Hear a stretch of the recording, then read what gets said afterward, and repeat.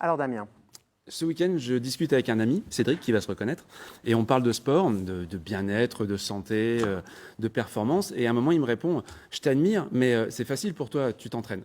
Sous-entendu que lui, c'est compliqué de s'entraîner, de faire plus que 30 pompes ou 15 minutes d'exercice. Puis ça me renvoie à une réflexion où je discutais avec une amie qui cuisine très bien, et je lui dis, ah, j'aimerais bien cuisiner comme toi, et elle me répond, ah bon, toi tu cuisines? Et en effet, si je cuisine pas, si je m'entraîne pas, je ne peux pas avoir de bons résultats, que ce soit justement en cuisine ou en piano ou en sport. Euh, Il y a un film de Claude Lelouch, Itinéraire d'un enfant gâté, où le héros répète tout le temps « tout est difficile avant d'être facile ».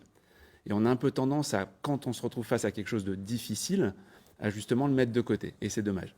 Idriss Aberkan, que je cite souvent, nous explique que la compétence qu'on peut acquérir, la connaissance qu'on peut acquérir passe par deux choses, l'attention et le temps.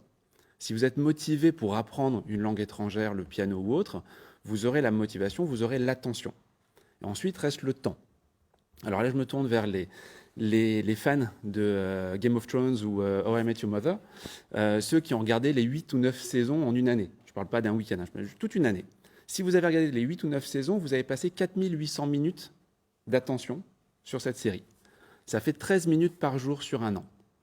13 minutes par jour rapporté à la semaine, ça fait 1h30.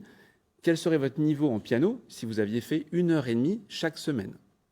Quel serait votre niveau sportif si vous avez passé 30 minutes tous les 2 jours, ce même temps?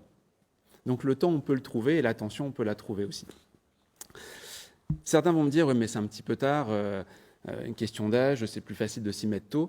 Je voulais citer, j'ai plein d'exemples, j'en ai pris que 4, de gens qui ont commencé tard. Stan Lee, dont on parle beaucoup, créateur de bande dessinée, a fait sa première bande dessinée à 39 ans. Et il a été mondialement connu après. On a donc encore largement le temps. Largement. Le colonel Sanders, que tout le monde connaît, puisque c'est le créateur de la franchise KFC, a ouvert sa première franchise à 62 ans. Il aurait mieux fait de se recoucher ce jour-là, celui-là, mais bon, ok. Le doyen du bac l'année dernière, il a 77 ans. Et la dernière que je voulais citer, c'est Ariane Thompson, qui a fait son premier marathon à 76 ans et qui en a encore couru un à 91 ans.